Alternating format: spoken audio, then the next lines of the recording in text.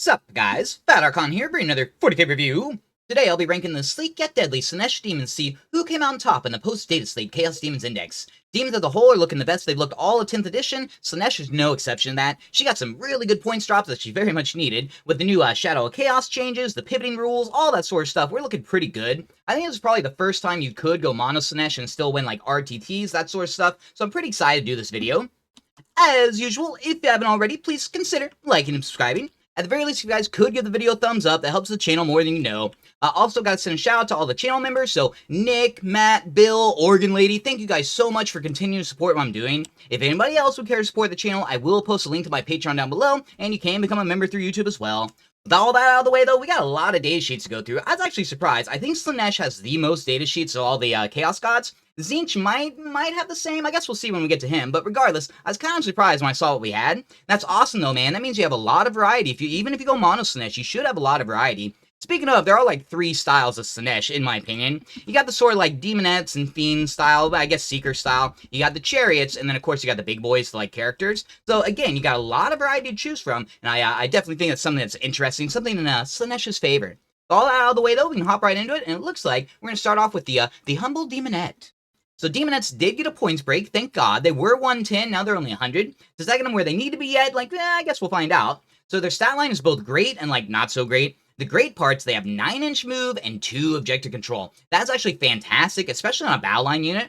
With Pariah Nexus, like, how vital it is that you're able to, like, get across the board, get in specific spots and do actions. Like, don't underestimate that 9-inch move. The battle line is great too because there are certain mission rules where you can like advance to do an action, be in engagement range and do an action. Potentially that could like win the game for you every now and then. Now the not so great parts is the toughness 3, a single wound, and only a 5-up invul. So for sure, like people just sneeze on these girls, they're gonna like fall flat on their face. Their melee is okay, like they have a decent amount of attacks, but everything else about it is like just average. So they do have slashing claws, they do have devastating wounds. 3 attacks each, hitting on 3s, strength 4, minus 1 AP, 1 damage each. You can buff up the AP like really easy with like a Keeper's Secret, so you might consider them like AP 2 baseline for the most part. They have a pretty good ability, Swift Talon Slaughter. Each time they make an attack, you reroll hit rolls of 1. If your target is on an objective, which is definitely like some of your main target usually, you get to reroll all the hit rolls. Now I will say I used Unit Crunch before doing this video just to see like how much damage they do. On average, they'll kill 4 Space Marines, which is actually pretty good. That means you can trade efficiently. Most like Space Marines, they're around 100 points, so the same cost as these girls, so that's not too bad. And everything else, vehicles, like pretty much, like almost literally everything else, they'll do 4 wounds on damage, so it's not the best ever, but you do have ways to buff them up. Now, don't forget, you can give them the icon and the instrument, so they'll have pretty good leadership and then +1 to their charges, so most definitely you could do a 5-inch charge out of Deep Strike. Now, that said, I think they're better, like, deployed on the board. Me, personally, I would be using, like, 100%, I'd be using them as action monkeys and, like, holding down primaries, stealing objectives from my opponent with that 2 objective control. That'd be the main way I'd be using them. As for ranking them, they're kind of hard to rate, truthfully. Then again, that 9-inch move and the 2 OC, like, I think that's really damn good. Everything else about them, like, I'm not super sold on. Now, don't forget, you can attach characters, so hell, dude, you can give them fight first, you can give them devastating wounds on 5-ups, like, you have a lot of ways to, like, boost them up higher, which definitely might be the route to go, especially if you do, like, a spam list. That would be kind of fun. But they're kind of spendy. I think they need to go a little lower. Even just 95, 90 would be great, but even just like 95 would help. If I was doing a mixed god list, these would probably be one of the last battle lines I look at. Like, personally, that's just my opinion. Plague Bearers only 10 points more, for example, and I think Plague Bearers just do like so much more for you, at least when it comes like mission play and scoring. I think what I'll do, I think C+, like I wish I had a C+ in here. I'd put them like C+, maybe B-, something like that. As usual, I'd love to hear your guys' opinions. Like, don't be afraid to put a comment below if I rank anything, not just Daemonettes. If I rank anything too high or too low, or you think I got it perfect, like, for sure, don't be afraid to share. But yeah, for now, I think Daemonettes C+, C-ish, I think that's fair. Alright, next up, we're on to one of my favorite move blockers in the entire game, so Seekers. These guys are only 80 points. For those 80 points, you get a pretty incredible stat line, in my opinion. So, 14-inch move, toughness 4, 2 wounds each, and a 5-up invul save. Now, they're not like the most resilient things ever, but they should be able to like shrug off bolters, that sort of stuff. And with the 5-up invul, even heavier firepower, like it's not guaranteed to wipe them out, so that's not bad in the least bit. For their melee, it's not too bad, so they do have the slashing claws just like the Daemonettes, but on top of that, they get lashing tongues. This is 2 extra attacks with lethal hits. They do only hit on 4s and no AP, but still, man, if you go into like single wound models, so like Sisters of Battle, these guys would love going into Sisters of Battle, and good luck hiding from them with their 14-inch move, so it's not the worst thing ever, good for like clearing out screens, that sort of stuff. On top of that, though, so where they really pop off are their abilities. First of all, they have Scouts 9-inch. That's one of the best scout moves in the game. If you guys watch my how to deploy for turn 1 video, which goes over like list creation and like the different units you need to bring, all that sort of stuff, dude, I brought up how vital it is that you have Scouts and Infiltrators every time you can bring it. If you're going mono Slaanesh, unfortunately, you don't really have infiltrators, but you have some of the best scouts in the game. And again, they make exceptional move blockers. It's crazy. Part of the reason that is their next ability, though. So, Unholy Speed. You can reroll your advance and charge rolls for this unit. You already have 14-inch move with a 9-inch scout. That means turn 1, you're going 23 inches guaranteed. Now you're rerolling your advances on top of it. Holy cow, dude. You're guaranteed to move block your opponent, especially if you go first. If you go first, dude, that can win you the game. And I myself have definitely had that happen like multiple times, in fact. On top of that, don't forget you can still give them the icon and the instrument, so your rerollable charges also get +1 on top of that. Now again, they're not doing the most damage ever. You can boost up a little like Keeper Secrets, give them some like armor piercing, that sort of stuff, so like don't expect too much out of them from there. Overall ranking though, I rank these girls very highly if you couldn't guess. I'm not going to put them S tier, I want to but I won't, because they are like super flimsy, they're really not doing any damage at all, so you're basically paying the 80 points just for the stat line. Speaking of, dude, if they literally just had the scouts and the 14-inch move, like I would still pay 80 points for them. They do more than just the move blocking. I know I've been hammering that in there, but they still, with that movement, dude, you'd be doing actions so freaking easy. You get on primaries, again, you can screen out your opponent from primaries, all those sort of things, so I think A+ is like a perfect spot for them. Again, I'd be tempted even to put them in S, but I don't see them in like that many GT lists. Surprisingly, I put them like 80% of my list, and they do incredible, for real. If you guys haven't been running Seekers, like toss them in your list, see how they do. By the way, they're still one of the cheapest kits GW sells. If I'm not mistaken, they're still only like 30 bucks USD, so for sure, go out and get some if you don't already own them, guys. Next up, we got Fiends. These guys got a huge points drop. They dropped 15 points from 120 to 105. At 105, they become some of the more efficient like unit options in the entire book, honestly. Their profile's fantastic, so 12-inch move, toughness 5, 4 wounds each with a 5-up in-ball save and 2 objective control.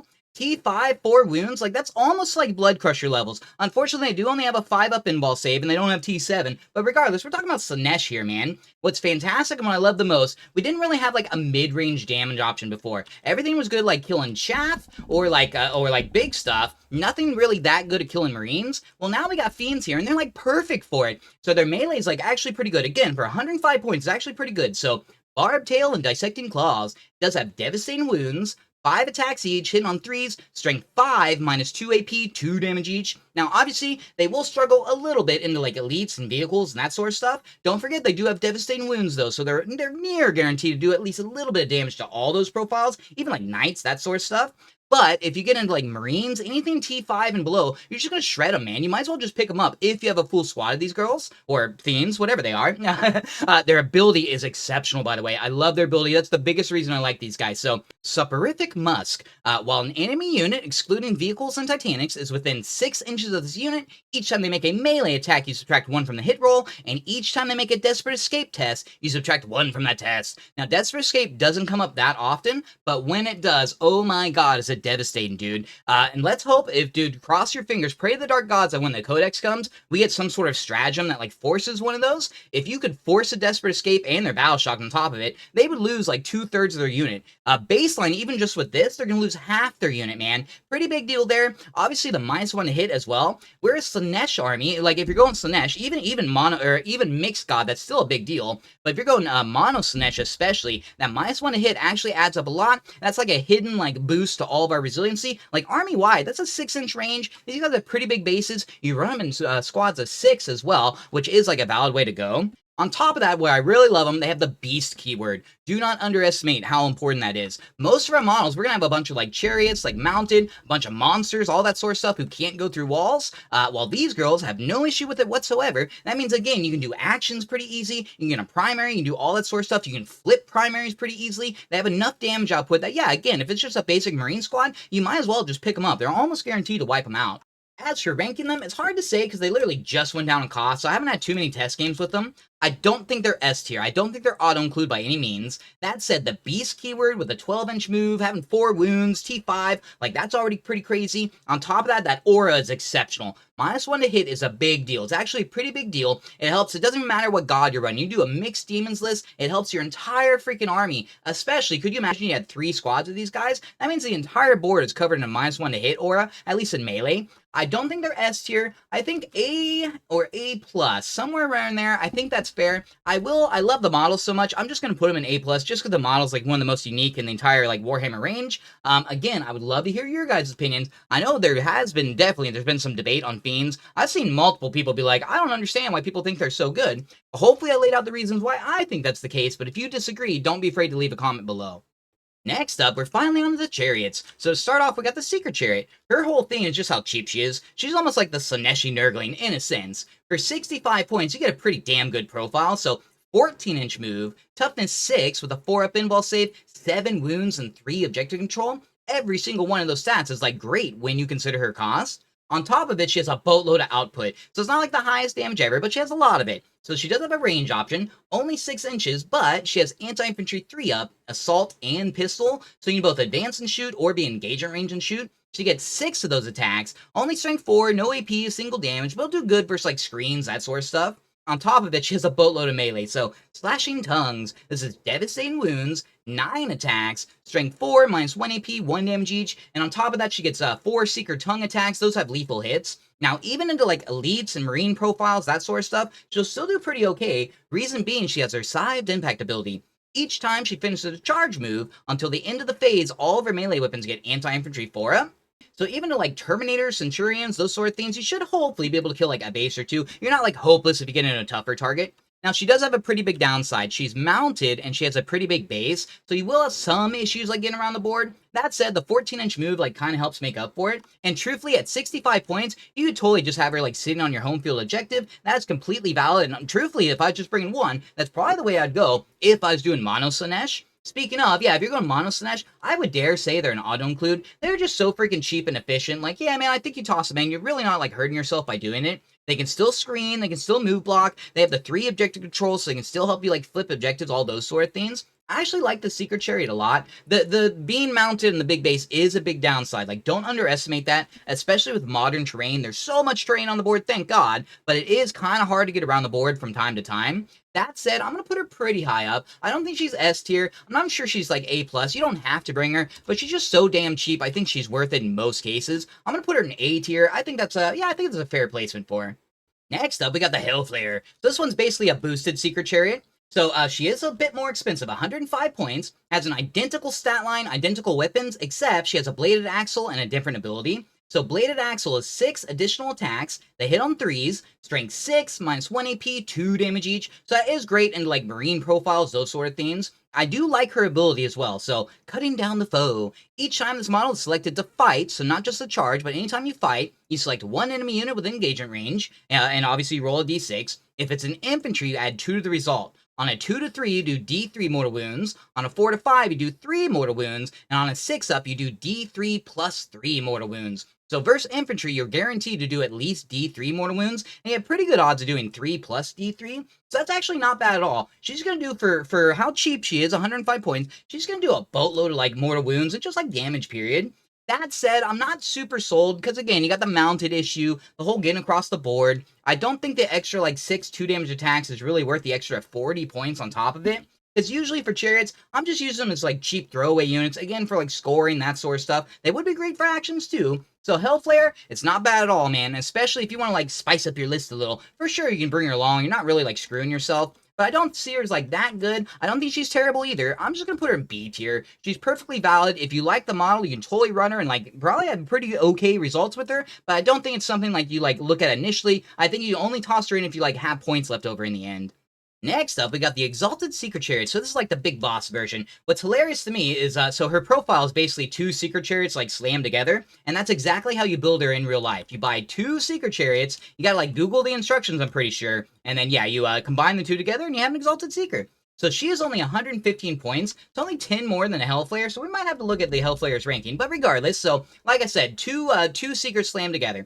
14-inch move, toughness 6, 4-up pinball save, but 12 wounds and 5 objective control. 5 objective control is pretty incredible. That's the same as like a greater demon, so that's good just on its own. Her ranged weapon, she still has the same as the others, but she has like pretty good melee. So slashing claws, she gets 14 devastating wound attacks, strength 4, minus 1 AP, 1 damage each, and then she gets 8 of the Seeker Tongue attacks. Again, those have lethal hits, so those are all pretty okay. Now, her ability kind of leaves a bit to be desired. Infernal Engines of Torment. In the fight phase, after this model is finished making its attacks, if one or more enemy units were destroyed as a result of those attacks, every enemy unit within 6 inches must take a Battle Shock test. Now, for sure, that will come up from time to time, and if you target the right unit, so like a small screen, like 5-model screen or something, your odds of wiping them out are like pretty high, and having a 6-inch aura, like, okay, that's pretty good. Demons do have a stratagem as well that gives you reroll all wounds and an additional plus 1 AP if you target a Battle Shocked unit. So again, there is definitely value there. I think she's, yeah, dude, she's way better than the Hellflayer, and in fact, truthfully, now that I realize that, I gotta drop Hellflayer down, maybe even below Daemonettes. That is kinda, yeah, I'm not too sure there. But I'll put Exalted Seeker, I'll put her in B tier. Reason I'm not gonna put her higher, the named version is way better, and only, I think she's only 25 more points. She's not that much more expensive. We'll get to her shortly, but for now, I think B tier, I think that's, yeah, I think that's an okay spot for the Exalted. Next up, we got Soul Grinder. So of all the Mono God lists, I think Slaanesh can get the most out of bringing a Soul Grinder along. Reason being, you got multiple reasons. First of all, he's like extra resilient. He's got T11, 14 wounds. He has an actual armor save, so 3-up and a 4-up invul, 8-inch move, 5 objective control. So amazing stat line. He has actual range output, and then he has really high strength melee, which is something Slaanesh overall struggles with. Aside from Shalaxi, pretty much none of your melee goes above like strength 9 or so. This guy brings strength 16. Speaking of his melee, so you can bring either a Warp Claw or a Warp Sword. Me personally, I bring the sword every single time. I just like having more like high damage output. It is only 3 attacks, hitting on 3s, strength 8, minus 2 AP, D6 damage. On top of that, you have the Iron Claw, so he always gets this one. This is 5 attacks, strength 16, minus 3 AP, D6 plus 2 damage, so that's all incredible right there. Don't forget you can use your Keeper or Shalaxi as a drop pod, so you still get 6-inch charges with this guy, so you don't have to move him across the board, because he can be kind of awkward. Depending on how you built the model, he can be a little awkward to get across the board. He does have actual range output as well. So baseline, he gets his Harvester Cannon. So 36-inch range, that's great. 3 shots, strength 10, minus 1 AP, 3 damage each. Unfortunately, it's not blast for some reason, but regardless, man, they'll kill, maybe get lucky, kill Terminator, but otherwise, like Marines, those sort of stuff, they'll die. On top of that, you get Scream of Despair if you're going full Slaanesh. So, devastating wounds, sustained hits 1, 24-inch range, you get 6 attacks, strength 9, minus 2 AP, 2 damage each. So again, that's great at like murdering Marines, those sort of profiles, and even other stuff. You got the dev wounds and the sustained hits, so even like a knight, you should blink a few wounds off of. So that's all incredible, man. At 180 points, I really, really, really like the Soul Grinder. And again, if you're going Mono God, I think of all the gods, Slaanesh will get the most out of this guy. It really helps that the model's like one of the sickest ones. Okay, I'll be honest, in person, the bottom half isn't nearly as awesome, but the top half, it's one of my favorites. This guy, I'm putting him pretty high up. I don't know if he goes S tier. Ooh, he's really close to S tier in my eye. I think I'll put him A+, though. I will put him above the Fiends. I think most, if you're going Mono God again, I think most Slaaneshi lists could use at least 1 Soul Grinder, maybe even 3 of them.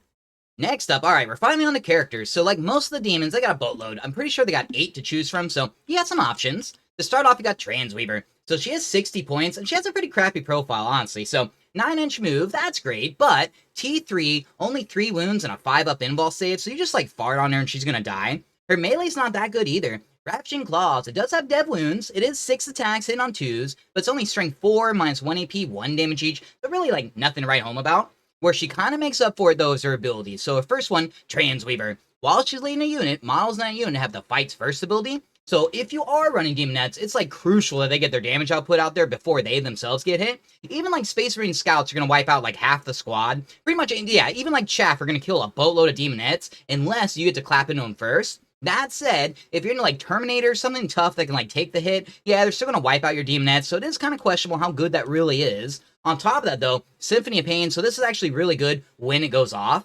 So at the end of the movement phase, you can select one enemy unit that is Battle Shocked is within 12 inches of this model. Until the end of the turn, each time a Slaanesh demon of any kind targets that enemy, you get to reroll all your hits and all your wounds. Now, there is an issue with it, though. It goes off in your movement phase, so you can't like use a Skull Cannon.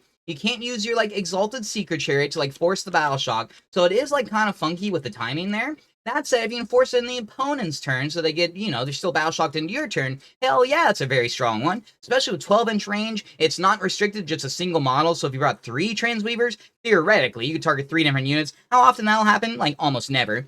Tranceweaver, I'll be honest, man, even with the fight first, I'm really not that sold on her. Personally, Daemonettes, I would probably run them naked before I, like, brought a Tranceweaver along. That said, testing is like, yeah, I need to test it and see if it really is, like, as iffy as I'm thinking. But I'm not so sold on the Tranceweaver. I'm going to put her in C tier. Maybe even she belongs in, like, D tier. Yet again, I know I've said it a few times, I would love to hear your guys' opinions. Fight first is a big deal. 9-inch move, I could even see, like, running her solo, because she is so small, you could, like, hide her behind walls and stuff. But for now, like I said, I'm not too sold. I'm just going to put her in C tier. Next up, alright, we do got the real deal. So, Masque of Slaanesh. She's only 85 points. She has Fights First and Lone Operative built into her profile, so that's a great start. Her profile is like average, so 9-inch move. She is only toughness 3, but 4 wounds and a 4-up invul save. So if you roll hot, she might survive the clapback. Not usually, but with the 4-up invul, that does help. Her melee is much better, so Serrated Claws. This is devastating wounds, 6 attacks, strength 4, -1 AP, 2 damage each, so she will be threatening like Marines, that sort of stuff. Potentially, she could even pick up, like, an entire, like, 5-man squad of Marines just on her own. The reason you really bring her, though, is her ability. So, the Eternal Dance. At the start of the fight phase, you select one enemy unit within 6 inches. Until the end of the phase, each time a friendly Slaanesh demon targets that model, you add 1 to your wound roll. In addition, each time that unit that you targeted tries to attack anything, it could even be like a Corn demon, whoever, you subtract 1 from the wound roll. So that's a gigantic deal, especially Keeper Secrets. If you're bringing Keeper Secrets, you just automatically include, like, Masque of Slaanesh. That's, yeah, they go hand in hand together. Keeper, we'll get to her in a bit, but she does struggle with her strength. She only has strength 8, so into, like, vehicles and stuff, you know, definitely has some trouble there. Masque of Slaanesh fixes that right up, man. On top of that, Keeper especially, she's already -1 to hit. Now you're adding -1 to wound on top of that. It's just like, man, it's like, yeah, goodness on top of goodness. Very, very strong ability there. On top of that, she has Dazzling Acrobatics. So this model is eligible to declare a charge in a turn in which she advanced or she fell back. So this is, I think, the only model in the index that has a fallback and charge. So that is, like, kind of clever there. Now, I'll be honest, when I run Masque of Slaanesh, I keep her out of melee, like, big time. She is so, like, fragile, and she's very important. There's such a strong ability. I don't want her dying. So I tend to, like, yeah, I keep her out of melee, just right outside of it within 6 inches. That said, if you're, like, positive that you're gonna, like, wipe out the unit that you're going into, yeah, in that case, go on ahead and bring in Slaanesh. Or if it's just, like, a small chaff squad or something, it's not, like, that dangerous. So Masque of Slaanesh, she goes way up there. Ooh, you know what? She's our first S tier. I do think pretty much every single, especially Mono God, every single Slaanesh list needs Masque of Slaanesh. We do struggle, overall, we struggle with, like, strength, and she fixes that, like, directly. She also has the Lone Operative in the fight first. Even if you don't use her for a buff, which would be kind of wild, like, definitely use the buff, guys. But even if you didn't, the Lone Op is a big deal on its own, man. That means you can do actions without getting shot. You can, screen out your opponent without worrying about them coming in easily. Sure, they can deep strike, but maybe they fail their 9-inch charge. So lots of value, like, associated with the Masque of Slaanesh. Definitely think you guys, like, she's practically an auto-include. Next up, we're on to one of the most beautiful models in the history of all of Warhammer, like, hands down. So, Infernal Erapturess, she's basically playing that dude's guts as a harp. So, S-tier model. What about the profile, though? She has 60 points. She has a pretty crappy stat line, so 9-inch move, but again, only T3, 3 wounds with a 5-up invul save, so she'll die, like, pretty easy. You can hide her in a group of Daemonettes, so that is pretty clever. On top of that, though, and the reason you, like, even, like, look at her is her ranged weaponry. So she has 2 profiles. You only really use one of them. Euphonic Blast. It is Assault, 24-inch range, strength 12, -3 AP, D6 +1 damage. So that is awesome. You're basically hiding a las cannon in your Daemonettes. Heck, you even run them like solo, bring like 3 of them along. That way you get 3 las cannon shots each turn. Is it that competitive? Probably not, but at the very least it'd be really freaking fun.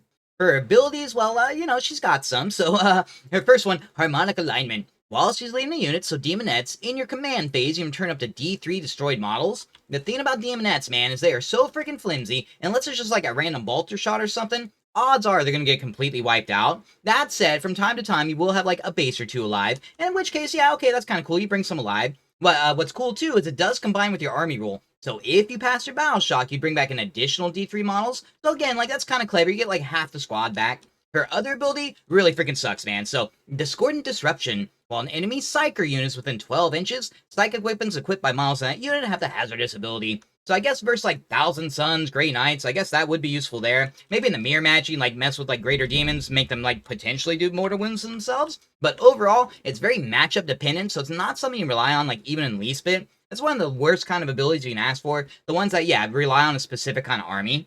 So overall, Infernal Erapturess, I want to love her. Like I said, it's such a beautiful model, man. Like, I'm looking for excuses to bring her, but for 60 points, I just can't. She'd have to go down to like 45, maybe even like 40 points. I'm not sure if I want to put her trash or D tier. I think I will put her D tier, just because she brings something unique. Having las cannons, like, you can make use of that. Again, the model's sexy, so maybe I should put her, like, way higher. But overall, I think D tier, I think that's a fair place. Only save her for, like, the casual games.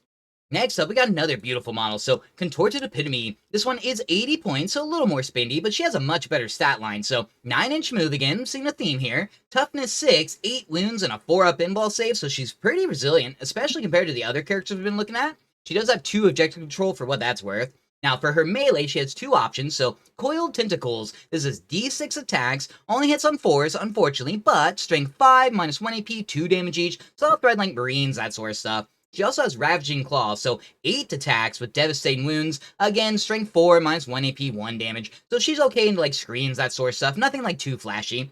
Her abilities, her first one really sucks. So Swallow Energy. While she's leading the unit, so Daemonettes, models on units have a 4-up Feel No Pain against mortal wounds and psychic attacks. Mortal wounds, that'll come up every now and then. Psychic attacks, no, I wouldn't worry about that too much. And we already mentioned it before, Daemonettes, man, especially if those sort of things are going into them, they're very much like dead. Even with a 4-up Feel No Pain, like they're very much dead. Her other ability does get a little better, so Horrible Fascination. At the start of your opponent's shooting phase, you can choose one model with this ability. If it does, select an enemy unit within 12 inches invisible, and roll a d6. On a 1, you hurt yourself. On a 2 to 5, they subtract 1 from their hit rolls, and on a 6, they cannot shoot at all. Now, there will be times, as incredibly rare as that is, there will be times when, dude, that could, like, win you the game on its own. If you're fighting, like, Imperial Knights or something, that's a huge deal to prevent them from shooting.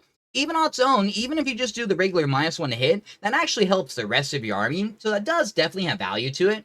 Overall, Contorted Epitome, I'll be honest, coming into the video, I hated her, and I was probably going to put her in trash tier. But then after looking at her again, like realizing the profile's really not that bad, Horrible Fascination is like usable, it's not terrible, a 4-up invul save is fantastic. I'm not sure if I want to put her D tier, like top of D tier or bottom of C tier. I think I'm going to put her bottom of C tier. That really is a really good stat line, like all things considered, so I think that's a fair place for her. As usual, I'd love to hear your guys' opinion. The model's freaking beautiful as well. I really do enjoy that model. It was a blast to paint. So maybe I should put her up a little bit higher, but regardless, I think C, I think that, yeah, that's a fair place for her. Alright, next up, we're on the final chariot, so Tormentbringer. This is the character version. So, extremely similar to the Exalted Seeker. Only difference is she only has 3 objective control instead of 5 for some weird reason, and then she has 1 additional Ravaging Claw attack. Now, she is kind of spendy, 140 points, but you do have to think, her on her own, if you include the range weapon, she has 29 attacks going out, so that is pretty wild. They are all a single damage, but still, that's a boatload, man. On top of that, she has really good abilities, so obviously this is what separates her from the Exalted. Her first one, Tormentbringer. So this is a 6-inch aura.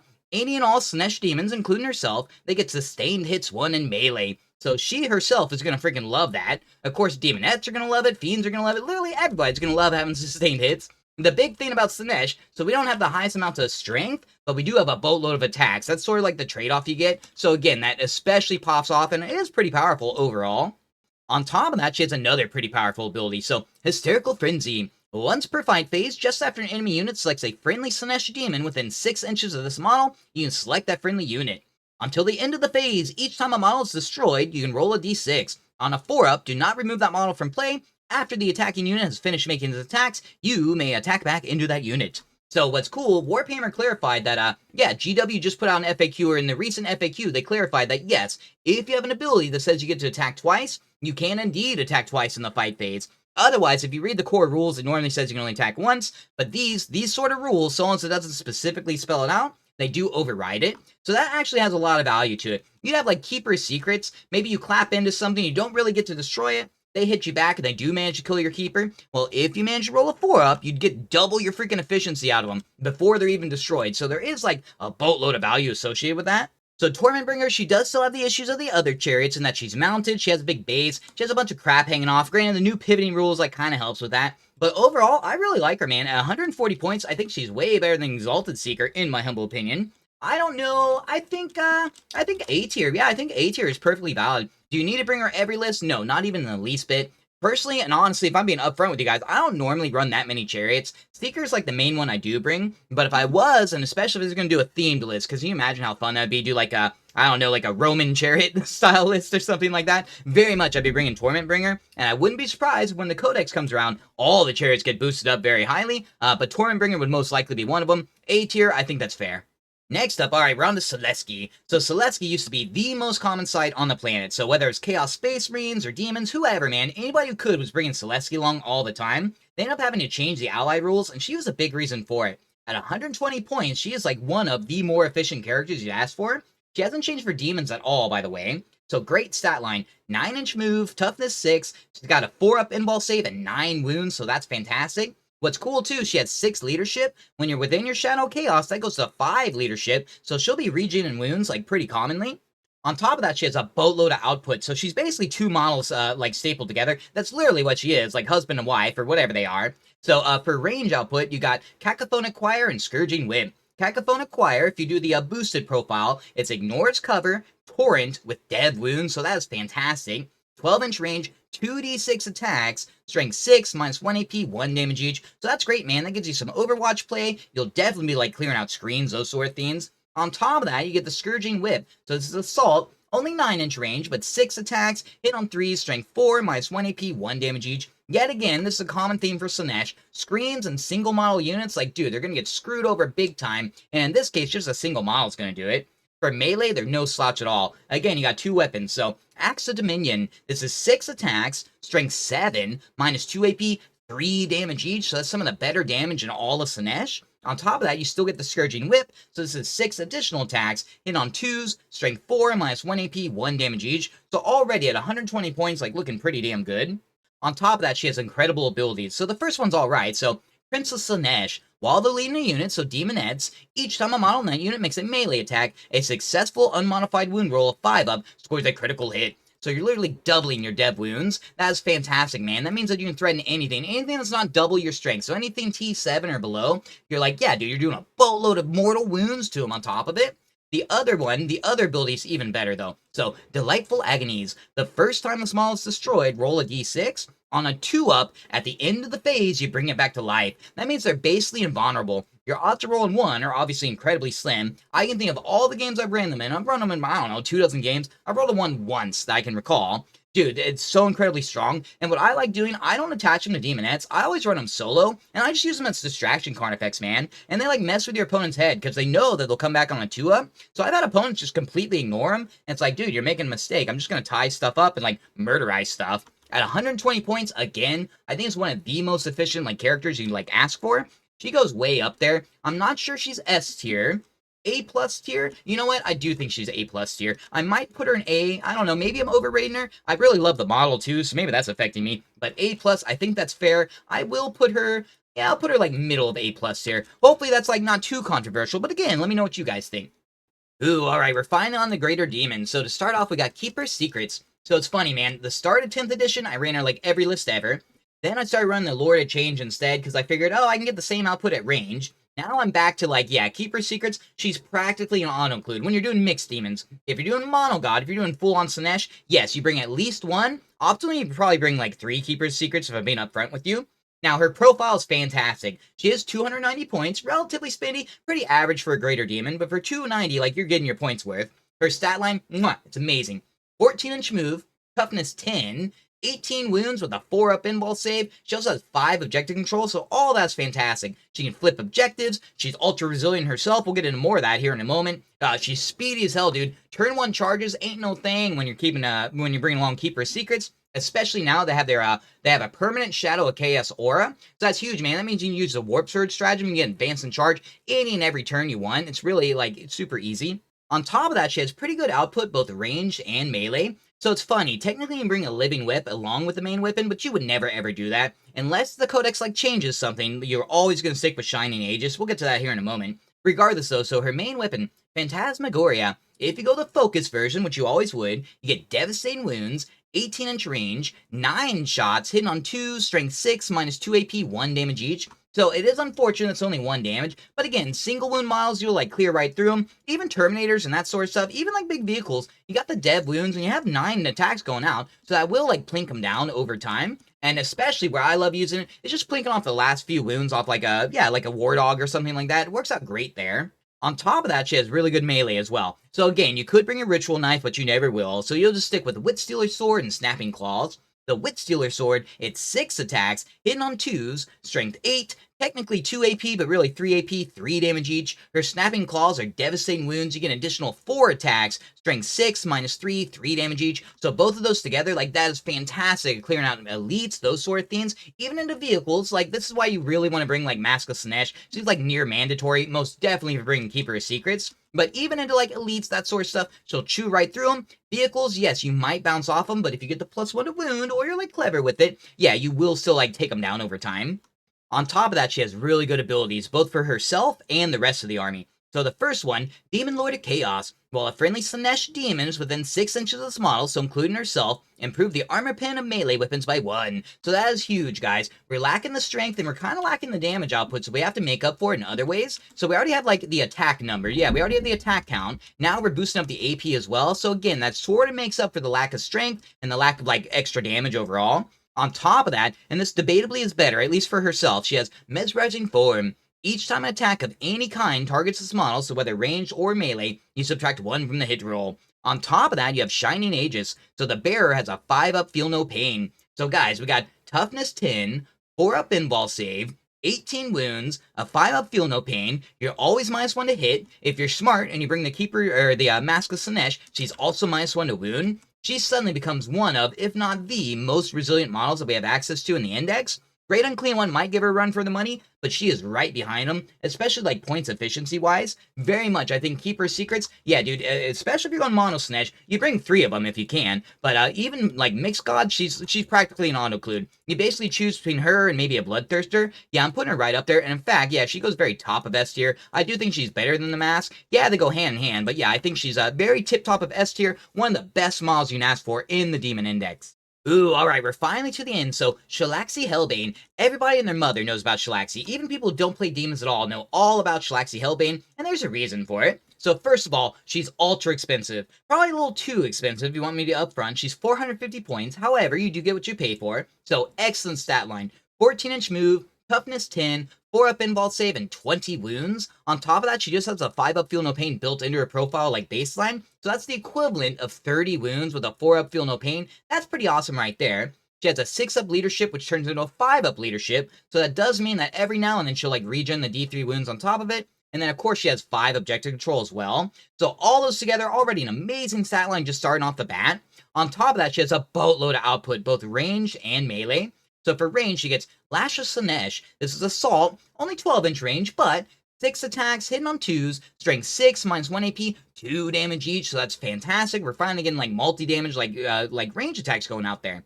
On top of that, she has Pavane of Slaanesh. So when you do the focus version, which of course you always do, it's devastating wounds, sustained hits 3. 18-inch range, only D6 shots, unfortunately, but hits on 2s, strength 9, -2 AP, D3 damage each. So that's fantastic, man. She's already putting on a boatload of range output just on her own, which is something that we kind of lack for the most part. You do have the Soul Grinder. Keeper Secrets is, like, okay at it, but otherwise, yeah, we don't have much access to that.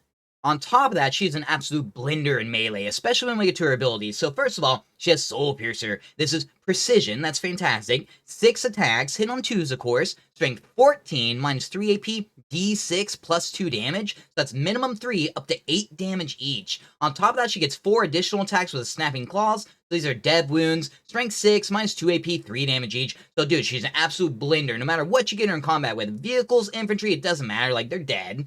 On top of that, incredibly good abilities. So, Cloak of Restriction. At the start of the fight phase, select one enemy unit within engagement range. Until the end of the phase, subtract 1 from the attack characteristics of melee weapons equipped by that unit. So from time to time, you will fight, maybe you're fighting like Bloodletters who like aren't buffed for some weird odd reason. Dude, that would literally half their output, so that can be a big deal. Maybe it's like a single Dreadnought or something. That does add up from time to time. The real ability, the real reason you bring her though, Monarch of the Hunt.